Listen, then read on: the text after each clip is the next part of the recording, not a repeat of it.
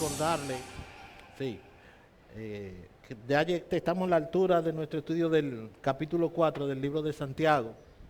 Hoy vamos a ver los primeros 10 versículos de este capítulo 4, que tiene que ver con lo que es las relaciones de los creyentes.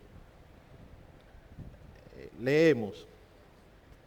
Libro de Santiago, capítulo 4, versículos del 1 al 10. Antes de empezar, vamos a orar, mis hermanos. Padre nuestro que moras en las alturas, gloria y honra sea dada a ti, Señor.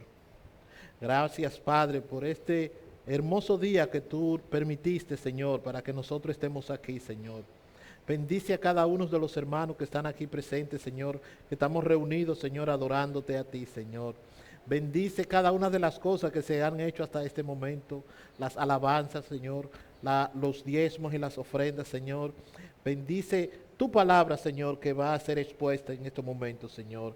Que las limitaciones de quien va a predicar no sean obstáculos, Señor, para que tu mensaje llegue a cada uno de nosotros, Señor.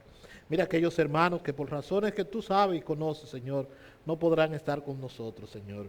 Visítales, Señor. Inquiétales sus corazones, Señor, para que a través de las redes sociales puedan adorarte a ti, Señor, conectarse, Señor. Y aquellos que están en camino, Señor, tráelos en paz, Señor, y apresúrales sus pasos, Señor. Que tu palabra sea expuesta tal y cual tú la has establecido, Señor. Que no sea la mía, Señor. Que no sea mi sentir, Señor, que vaya a ser a través de tu palabra, Señor. Glorifícate grandemente, Señor, en cada uno de nosotros. Glorifícate grandemente en este lugar, Señor. Glorifícate grandemente en la Iglesia Bautista del Mesías, Señor. Y que todo lo que a partir de ahora se diga sea para la gloria y honra tuya, Señor. Por Cristo Jesús te lo rogamos. Amén. Amén. Mis hermanos, vamos a leer el libro de Santiago, el capítulo 4, los versículos del 1 al 10.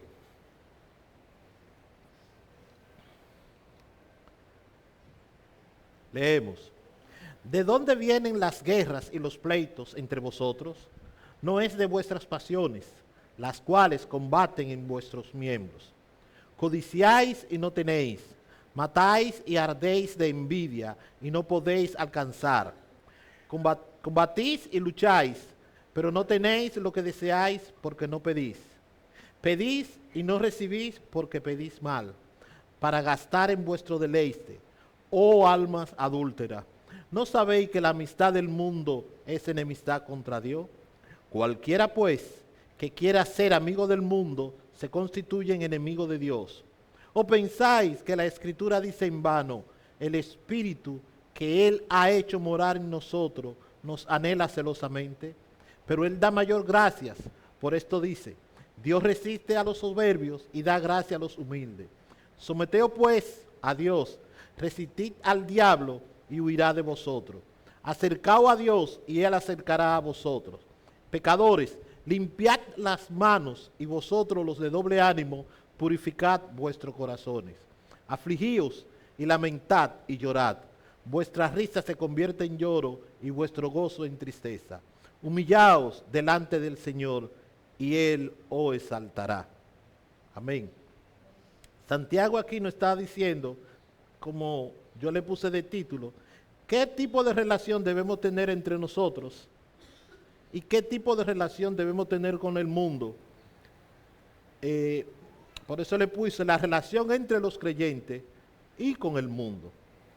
Santiago nos está revelando aquí es que nosotros tenemos como propósito ir a la raíz del problema y decir qué debemos de hacer con esto.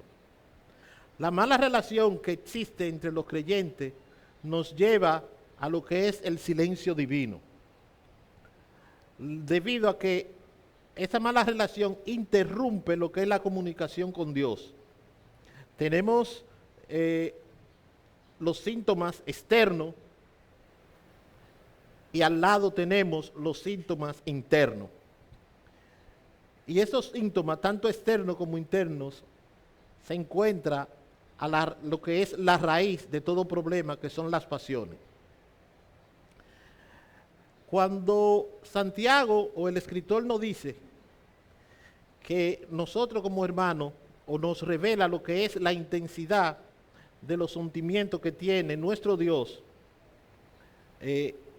podemos decir que se está convirtiendo en lo que es una exclamación que se encuentra entrelazada con lo que es la indignación y lo que es la moralidad del escritor sagrado.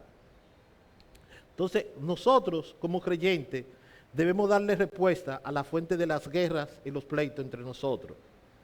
Entonces, debido a eso, vamos a tratar 5 puntos, o quiero tratar 5 puntos, que es el origen de las luchas, la amistad y la escritura.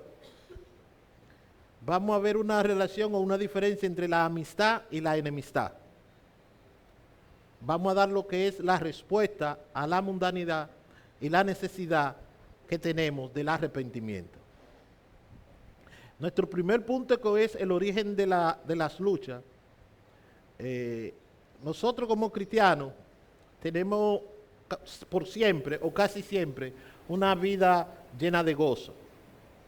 Esto se debe a que la Biblia nos enseña que la esperanza y la fe del cristiano se forjan en medio de una feroz lucha de la vida, que va acompañada de lo que es el sufrimiento y la tentación, que es lo que le da forma y nos fortalece a nuestro carácter. Ya en el siglo XVI se había tratado con, vamos a decir, con ligereza estos temas, o estas dificultades que son cruciales en la vida del cristiano, y eso se preguntaban, ¿cómo lidio con los sentimientos lujuriosos en este mundo que usa el término lujuria para vender perfumes, para vender chocolate, para vender una ropa íntima o no, unos calzados? Entonces, eso lo ven como algo normal, o lo estamos viendo como algo normal. También, ¿cómo yo lucho con la culpa y la integridad? Si mis amigos me insisten en que eso no es nada y que el pecado no existe. ¿Por qué me siento tan deprimido si parece que los cristianos deben lucir siempre una sonrisa en su rostro y en el corazón? El Señor Jesús nos advierte que ese espíritu inmundo no se queda de brazos cruzados una vez que fue sacado del ser humano. Ese espíritu inmundo que moraba en nosotros, cuando venimos a los pies de Jesús, que es sacado de nuestro cuerpo, siempre vive luchando para volver a su casa, para volver a su lugar de origen. El único que puede evitar que ese espíritu inmundo vuelva a habitar en cada uno de nosotros es el Espíritu Santo, que habita en todo ser humano, que es el único que puede evitar que esa egrese moral. En la palabra de Dios es cierto que no encontramos un verdadero cristiano, que es un verdadero cristiano, ni que es un falso cristiano. No lo encontramos. Pero sí encontramos que el mismo Señor sabe cuando una persona es íntegra o no. Y eso lo podemos comprobar en el libro de Juan, en el capítulo 1, versículo 47, que dice, leemos, nuestro Señor Jesús, al ver venir a Natanael, dijo lo siguiente, cuando lo vio a Natanael, que se le acercaba. ¿Qué dijo el Señor Jesús? He aquí un verdadero israelita en quien no hay engaño. Esto no quiere decir, mis hermanos, que Dios no conoce a cada uno de nosotros. Dios sabe qué somos, qué hacemos y qué no hacemos. La vida cristiana se forja en lo que es una lucha de las pasiones,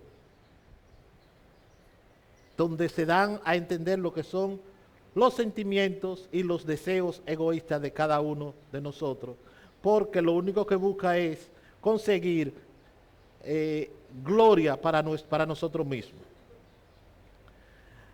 A veces nosotros queremos usar normalmente como los objetos o los placeres sensuales, y no hacemos y no nos lleva a distinguir entre lo que es bueno, deseo buenos y deseo malos. ¿Por qué? Porque el placer está esencialmente ligado a lo que es la satisfacción personal de nuestro deseo. Esto es una afirmación que es la elección final en la vida de cada uno de nosotros. Que lo que debe buscar cada uno de nosotros es agradar a Dios y no agradarnos a nosotros mismos. Por eso, Lucas en el capítulo 8, versículo 14 nos dice: y la semilla que cayó entre los espinos, estos son los que han oído y al continuar su camino son ahogados por las preocupaciones, la riqueza y los placeres de la vida, y su fruto no madura. El apóstol Pablo le dice a Tito en el capítulo 3, versículo 3, porque nosotros también éramos en otro tiempo insensatos, rebeldes, extraviados, esclavos de la concupiscencia y deleites diversos, viviendo en malicia y envidia, aborrecibles y aborreciéndonos unos a otros. El apóstol Pedro en su segunda carta, en el capítulo 2, versículo 13, nos dice: recibiendo el galardón de la injusticia, ya que tienen por delicia el gozar de los deleites cada día. Estos son inmundicias y manchas, quienes aún mientras comen con vosotros se recrean en sus errores. Mis hermanos, estos placeres nosotros los podemos tomar como una lucha o un combate, tanto en lo que es interno como externamente. Los deseos por el placer mayormente son los que entran en conflicto dentro de la persona, dentro de cada uno de nosotros. Tanto lo que es el impulso por los placeres crea tensiones dentro de nosotros.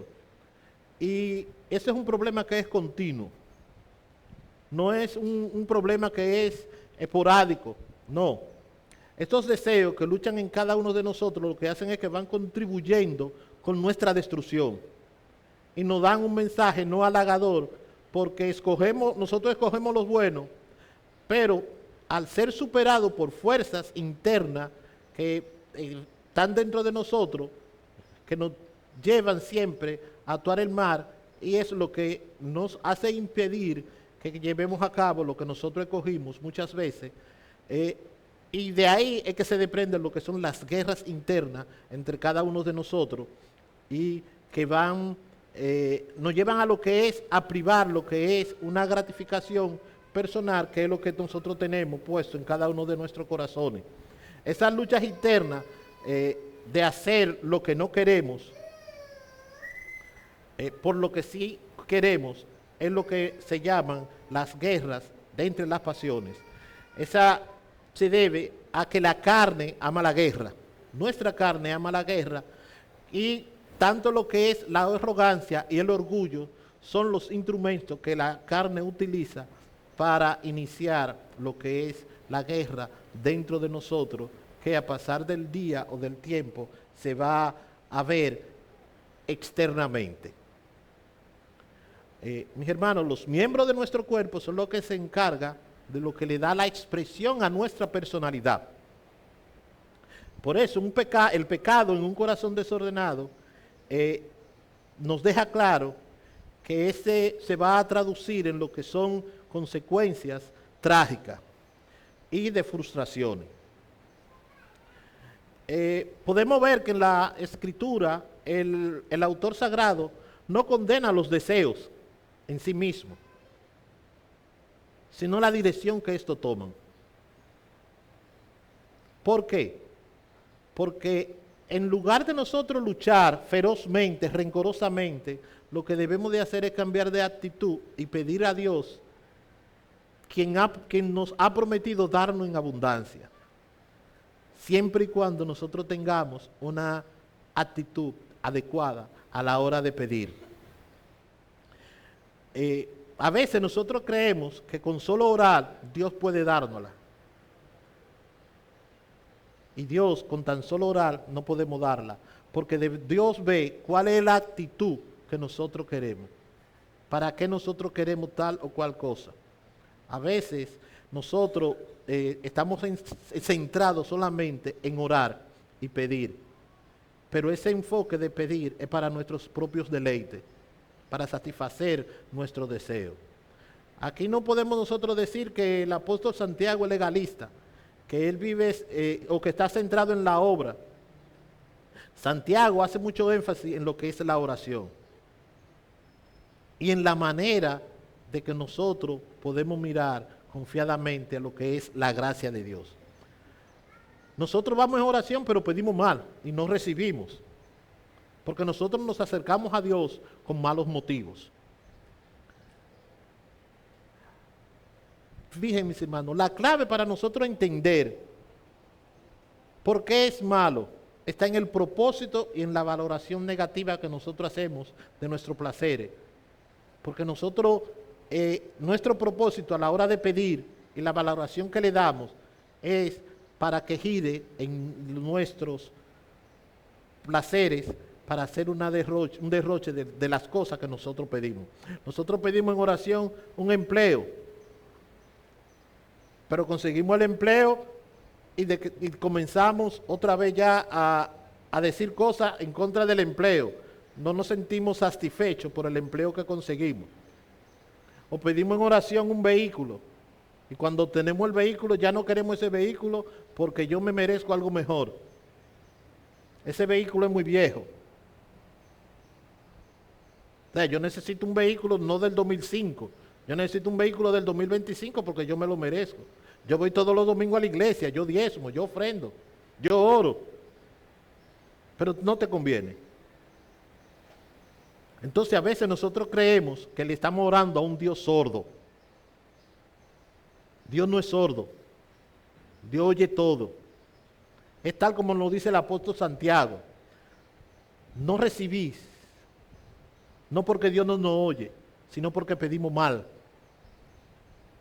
Y a veces nosotros pedimos, Dios escucha nuestra oración y nos responde, pero no queremos escuchar lo que Él nos responde, porque a veces Dios nos dice no,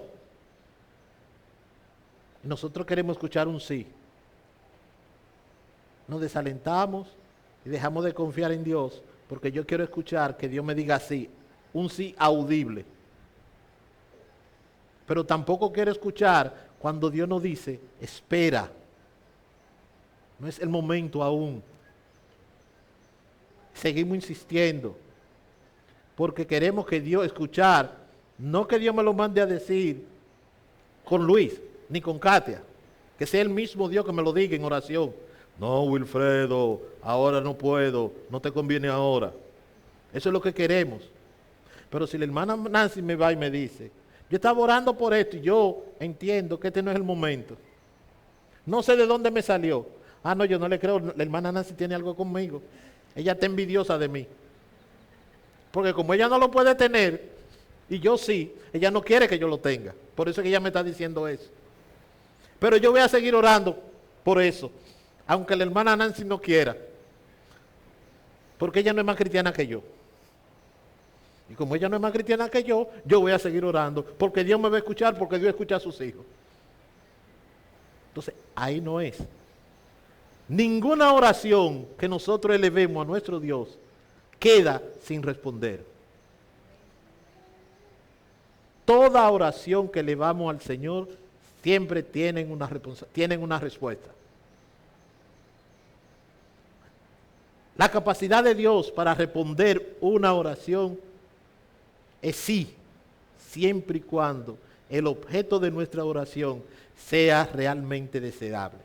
Ahora, podemos entender que nuestra oración quedó sin respuesta cuando es para un mal uso. Pero el Señor nos dice no.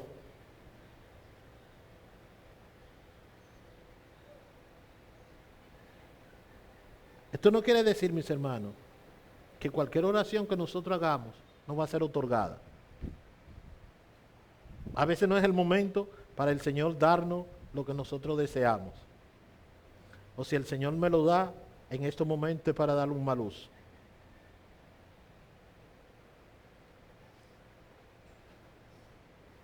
La sabiduría es una petición acertada. La satisfacción de los placeres no lo es. Porque Dios es santo.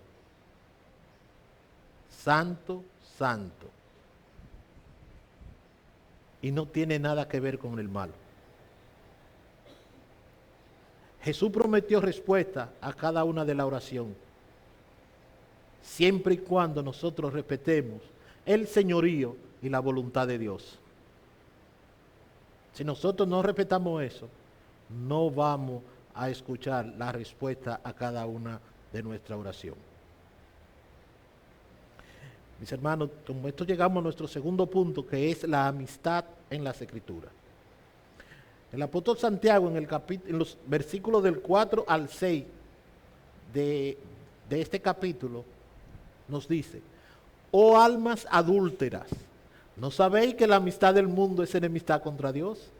Cualquiera pues que quiera ser amigo del mundo se constituye en enemigo de Dios.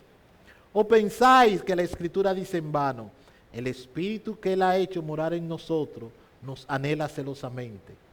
Pero Él da mayor gracia, por eso dice: Dios resiste a los soberbios y da gracia a los humildes. Este es uno de los pasajes clave de esta epístola, porque está asociado a lo que es la doble alma y al presentar dos alternativas, que estas dos alternativas se excluyen mutuamente. Nosotros pudiéramos decir o pensar que este lenguaje ofensivo que está utilizando Santiago va dirigido a los incrédulos, y no, mis hermanos. Esta carta del apóstol Santiago está dirigida a una iglesia en Jerusalén. Esto que Santiago nos está diciendo aquí, en el versículo 4 al 6, nos lo está diciendo a cada uno de nosotros. No son a los no creyentes, es a cada uno de nosotros. Porque nosotros buscamos sabiduría terrenal, y la sabiduría terrenal está compuesta de lo que son guerras y pleitos, que eso es lo que sucede entre nosotros. A veces nosotros nos podemos sentir impactados por algún pecado, pero de acuerdo a lo que establece Santiago, eso se debe traducir en enseñanza para nosotros. Y debemos darle una aplicación tal como sucede con la del Sermón del Monte, donde la enseñanza sobre la oración va seguida del llamamiento de escoger entre dos caminos: la puerta ancha y la puerta estrecha.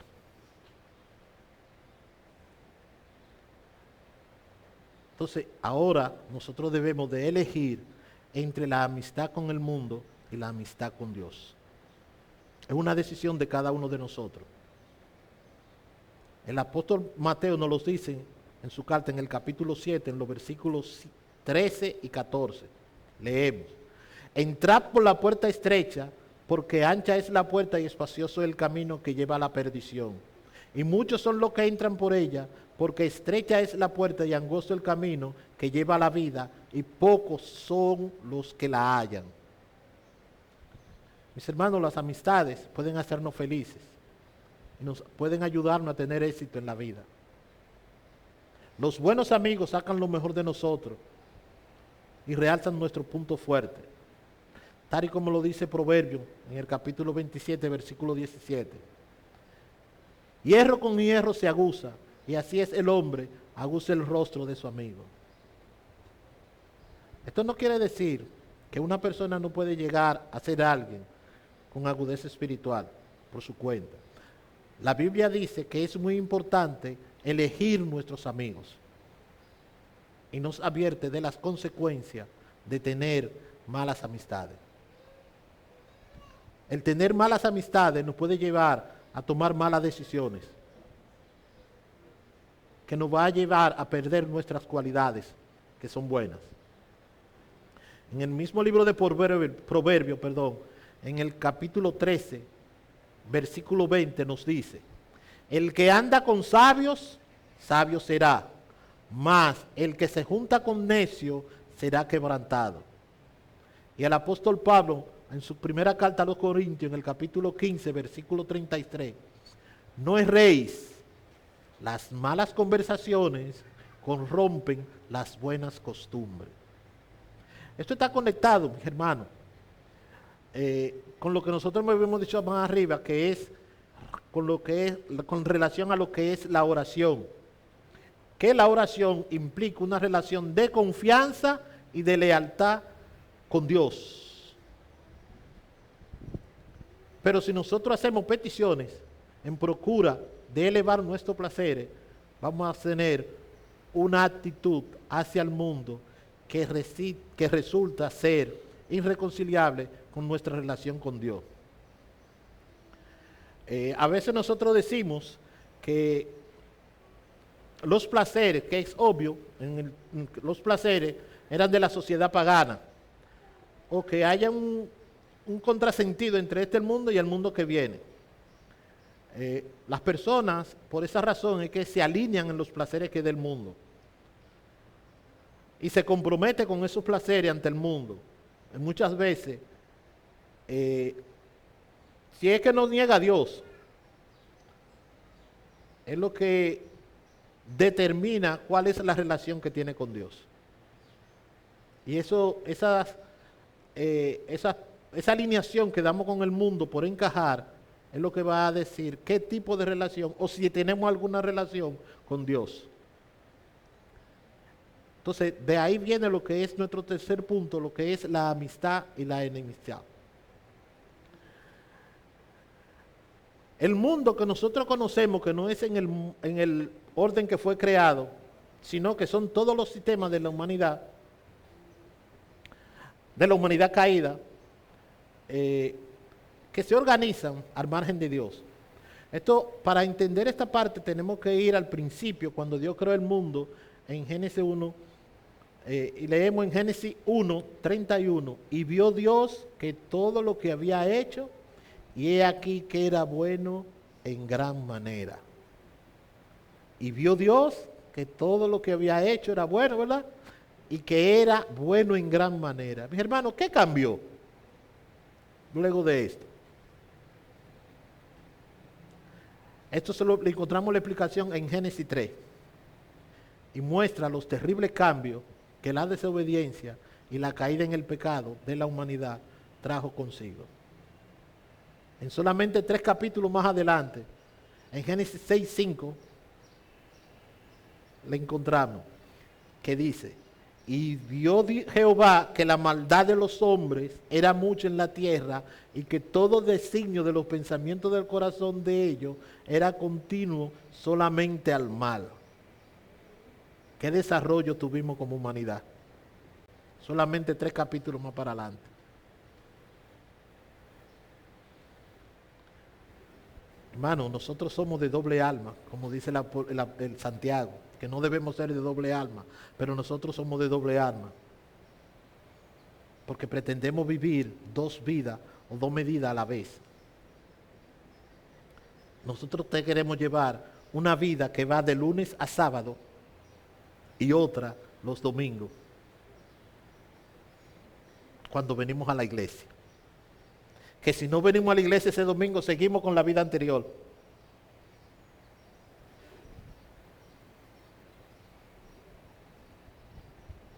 Mis hermanos, para Dios no hay término medio, ni hay un compromiso posible. Este mundo que lo constituyen seres humanos mundanos, que son establecidos como tales, lo comprobamos en la primera carta del apóstol Juan, en el capítulo 2, versículo 16, que nos dice: pues el mundo solo ofrece un intenso deseo por el placer físico, un deseo insaciable por todo lo que vemos, y el orgullo de nuestros logros y posesiones. Nada de eso proviene del Padre, sino que viene del mundo. Todos esos deseos que nosotros tenemos, ese deseo insaciable que nosotros tenemos por alcanzar cosas materiales, y el orgullo que nosotros deseamos y sentimos a través de nuestros logros y de nuestras posesiones, mis hermanos, eso no proviene de Dios. Esas no son cosas de Dios. Eso viene del mundo. Eso es el mundo que nos lo da. Entonces, si nosotros seguimos así, nos estamos posicionando de una manera afectiva, de conformidad con los principios y los propósitos del enemigo. Ser amigos, en este caso, significa, ante todo, compartir, tener la misma mente, la misma visión, la misma perspectiva de la realidad. Ser amigo del mundo lo que supone vivir por la lógica, los celos, la rivalidad, la competencia, el homicidio. Pero cuando somos amigos de Dios, vamos a tener la misma mente que tuvo Cristo. Le vamos a obedecer. Quien me ama, guarda mi palabra.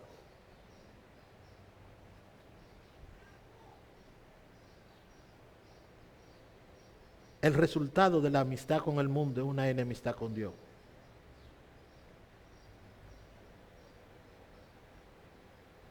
Y esto nos llama, mis hermanos, a un llamamiento de que es el arrepentimiento para los que quieren ser amigos de todos.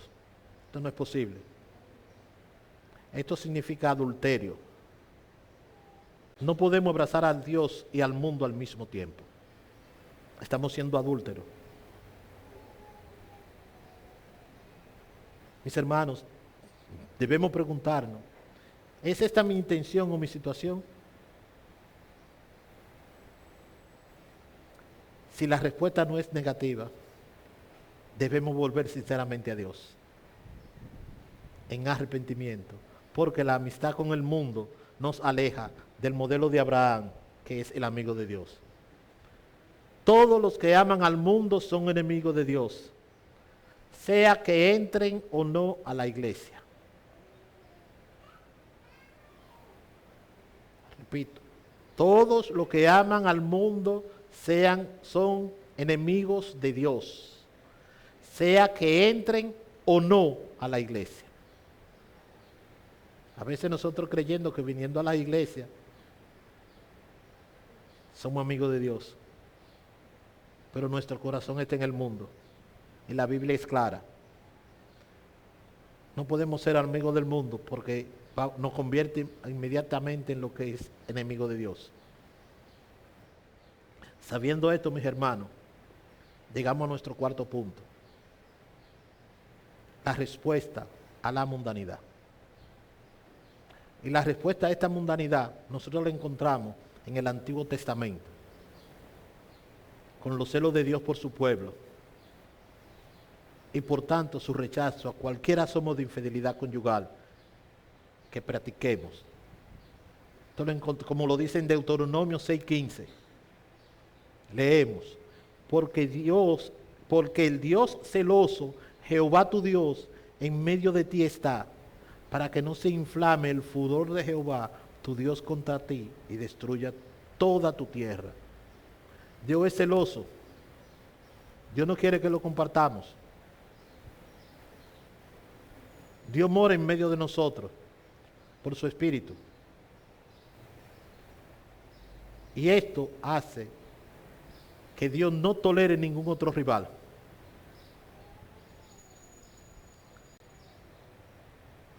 ¿La amistad con el mundo nos constituye enemigos de Dios? Sí. Y esa respuesta la encontramos en los celos de Dios. Y podemos añadir, mis hermanos, el tema del amor de Dios por su santidad y su pureza, que es el corazón que se destaca en lo largo de esta epístola. La gracia de Dios tiene su máxima fuerza, que puede darnos un giro abrupto a esa amistad que nosotros tenemos con el mundo. La gracia es determinante y suficiente para vencer la tendencia pecaminosa del hombre y el poder del diablo. La gracia es determinante y suficiente para evitar que seamos arrollados por los celos de Dios. La gracia es determinante y suficiente para reposicionarnos y mantenernos dentro de la esfera de la lealtad al esposo celestial. La gracia es determinante y suficiente, mis hermanos, porque trae consigo el amor y la bendición de Dios. Mis hermanos, Dios no creó para compañerismo. no solamente entre nosotros, sino con Él. Por la redención es posible conseguirlo con Él. Debemos tener cuidado, mis hermanos, y ponernos en manos de Él, no en manos del mundo. La gracia de Dios produce el deseo y la capacidad de rendirnos completamente a su amor y servirle de todo corazón. Que podemos restaurar nuestra comunión, que se va a ver traducido en la amistad para cada uno de los creyentes. El don divino es superior a cualquier don, mis hermanos. Cuando el hombre vuelve al Señor, la respuesta del Señor es abundante, pero abundante gracia. En la cita de Proverbios nos habla del interés personal de Dios por la decisión que Él ha puesto delante de nosotros. Dios no es pasivo ni es indiferente. Dios se opone ferozmente, o vamos a decirle activamente, al soberbio, pero al humilde le da gracia. Que esta es lo que debe ser la base sólida para edificar el llamamiento enfático al arrepentimiento.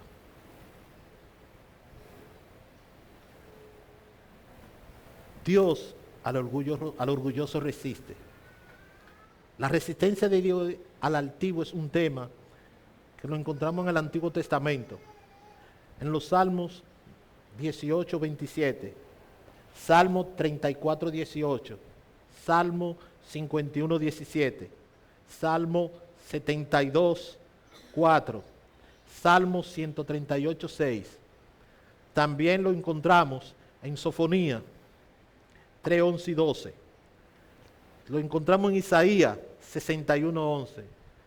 Pero este tema de que Dios resiste al orgullo, mis hermanos, también lo es conocido en el Nuevo Testamento. El apóstol Lucas nos recoge en el capítulo 14, versículo 11.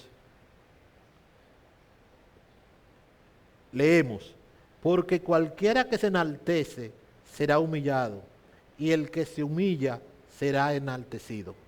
Y Lucas 18, 14 dice: os digo que éste descendió a su casa justificado antes que el otro, porque cualquiera que se enaltece será humillado, y el que se humille será enaltecido.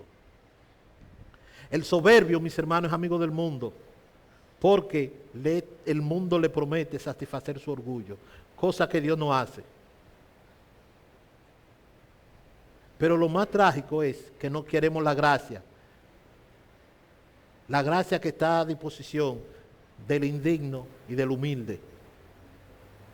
El humilde carece de todo y se goza en recibir la riqueza de la gracia, que es lo que nos satisface verdaderamente.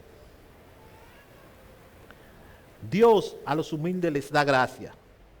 Cuando se refiere al humilde, Dios quiere decir, lo que quiere decir a los que practican lo que Dios quiere, a los que están convencidos del pecado, a los que se humillan y se arrepienten. Pero mis hermanos, más concretamente es el pobre piadoso que espera la liberación de la prueba y es paciente para esperar el Señor. Porque conocen su pecaminosidad, su necesidad, su insuficiencia, y lo convierte en una posición de criatura que confía plenamente en la suficiencia de Dios. El llamamiento a la devoción se basa en la gracia de Dios al humilde.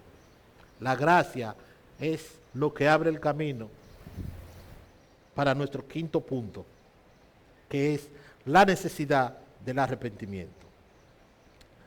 Mis hermanos, la ambición egoísta tiene su asiento en el corazón humano, la cual debe ser expulsada mediante un acto de limpieza, un acto de renovación para purificar nuestro corazón, que vuelve al humilde a vivir en paz y en amor los unos por los otros. Por lo tanto, mis hermanos, para volvernos atrás, solamente tenemos que venir a lo que es el arrepentimiento. Con la ayuda de Dios, hacia aquellos que olvidando lo que son los poderes nativos que tienen, se vuelven al corazón, de corazón y plena confianza. Esta promesa de Dios encuentra refuerzo en el versículo 10, que dice: humillaos delante del Señor y Él os exaltará. Aquí, mis hermanos, se afirma que Dios abate el orgullo y su deleite es exaltar al humilde mediante gestos que llevan o visualizan, dejan ver lo que es la amistad con Dios. La declaración que dice da gracia al humilde va seguida de una serie de imperativos, cuya cúspide es humillaos en la presencia del Señor, que es lo que da forma a una inclusión del tema global. Esto se va desarrollando y se aplica con lo que es la sumisión a Dios y la resistencia al diablo. En conclusión, mis hermanos, humillaos y os exaltará. La sujeción a Dios comienza con el sometimiento de la arrogancia que Dios resiste.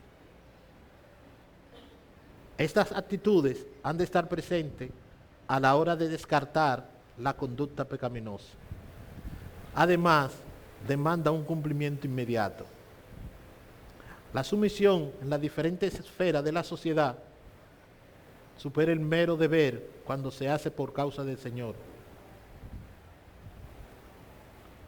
La demanda a exponerse bajo autoridad, ocupando el orden que les pertenece. Esta subordinación es voluntaria. Dios no desea obediencia obligada. Esta sumisión es un reconocimiento deliberado a la supremacía del Señor en nuestras vidas. Esta sumisión es vital para curar la mundanidad. En el Nuevo Testamento encontramos la sumisión a las autoridades civiles y militares. En Romanos 13:1, solamente voy a mencionar los versículos. Romanos 13:1, en Tito 3:1, primera carta de Pedro 2, del 13 al 18, que nos dice también que debemos sumisión a los líderes de la iglesia. Debemos sumisión a los amos, que en la actualidad son nuestros supervisores. Y eso está en Primera de Colosenses 16:16, Primera de Pedro 5:5. Tito 2:9, y la sumisión de las mujeres a su marido, que la encontramos en Efesios 5:22, Colosenses 3:18, Tito 2:5 y Primera de Pedro 3:1. Pero Santiago lo que demanda es sometimiento a Dios, que es donde nace cualquier otra forma de sumisión. Si nosotros no nos sometemos a Dios, no vamos a tener sumisión con nadie. Dios se pone en orden de batalla contra el orgullo. Ponernos en orden bajo el Señor va a tomar posición bajo Dios, para hacer su voluntad y obedecer solo su palabra. Y hacer esto de una vez por todas. La sumisión resiste y se acerca a la enseñanza sobre la enemistad de Dios. Con el mal y la decisión que este hecho reclama de nosotros, Dios resiste al soberbio. Ahora nosotros resistimos al diablo. Nos ponemos contra este deliberadamente y solamente podemos resistir al demonio si nosotros nos sometemos a Dios. El diablo es quien influye en este mundo y se opone al reino de Dios. Y debemos de entender que el diablo es una persona. El diablo no es un poder o una fuerza indefinida del mal. La resistencia supone no seguir el juego del maligno. Solamente el arrogante es que le sigue el juego maligno. La intención de Satanás es separar al hombre de Dios, pero el creyente debe oponerse a esa separación. Esta resistencia implica el ataque espiritual y la lucha por rechazarlo. Cualquier actitud de consagración a Dios no adentra en el conflicto y el orgullo favorece los planes diabólicos, porque con ellos el diablo frustra los planes de Dios. Un creyente soberbio y mundiano es más útil para el diablo que un ateo o un pagano. Acercaos a Dios es el aspecto positivo de la resistencia. Resistir al diablo es comprometerse a seguir a Dios. El acercamiento a Dios conlleva entrar en comunión con Él como adoradores afectos, que contrasta con los enemigos que se mantienen a distancia. La consecuencia directa de resistir al diablo es que éste huirá. El creyente puede estar seguro que puede superar este poder. La resistencia triunfante contra el enemigo tan poderoso es posible. Esto quedó demostrado en la victoria de Jesús sobre el diablo, en la culminación de la cruz, cuando la alcanzó. Cuando se le enfrenta con la madura espiritual, el diablo reconoce su derrota y huye. Cristo fue tentado y venció. Nosotros hemos nacido de nuevo y somos guardados. Del mismo modo que hay continuidad entre la oposición divina contra el diablo y nuestra oposición al mismo tiempo. El Señor Dios se acerca en perdón, gracia y protección. El diablo huye. Este contraste lo podemos ver y es admirable en la parábola del hijo pródigo. La sumisión reclama sincera purificación en la manera de acercarnos a Dios. Cuando combinamos la renovación externa e interna, que no es un ceremonial, Dios mora en una esfera de santidad. Acercarse a Dios demanda purificación, porque el corazón es el asiento del pensamiento y la voluntad, de los afectos y las decisiones que constituyen la fuente interna de nuestras acciones. Por eso, el corazón puro es el símbolo de una relación normalizada con Dios. Por esta razón, mis hermanos, que quiero que nos llevemos estas preguntas. ¿Por qué son innecesarios las guerras y los pleitos entre los cristianos? ¿Qué nosotros, como creyentes, podemos hacer para eliminarlos? Mis hermanos, ¿en cuáles áreas de tu vida se manifiesta la amistad con el mundo y por lo tanto la enemistad con Dios? Y por último, ¿cómo puede ser restaurada la relación con Dios si hemos sido atrapados en esta situación? Dios les bendiga, mis hermanos. Oremos. Amante Dios y Padre Celestial, gloria y honra sea dada a ti, Señor. Gracias, Padre, por la exposición de tu palabra, Señor. Gracias te damos, Señor, porque tú nos escogiste para escucharte, Señor.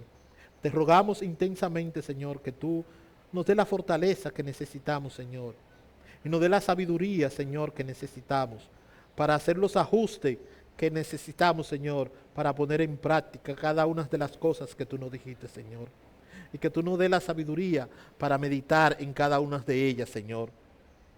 Y entender que la amistad con este mundo es enemistad tuya, Señor. Que debemos de venir arrepentidos, Señor. Confiar en ti, Señor. Y mostrarnos, Señor, arrepentidos de todas y cada una de las cosas que hacemos nuestro día a día, Señor. Perdónanos, Señor, por las faltas que hemos tenido, Señor. Por desconocimiento o a sabiendas, Señor. Solo tú lo sabes, Señor. Examina nuestros corazones, Señor. Y déjanos ver, Señor, cuál es el camino que debemos seguir, Señor. Danos un corazón concreto, Señor, que podamos llegar a ti. Que cojamos el camino, que podamos someternos a ti, Señor. Porque sometiéndonos a ti, nos vamos a someter a todos los demás, Señor. Bendícenos, Señor, guíanos y cuídanos. En el nombre de Jesús. Amén.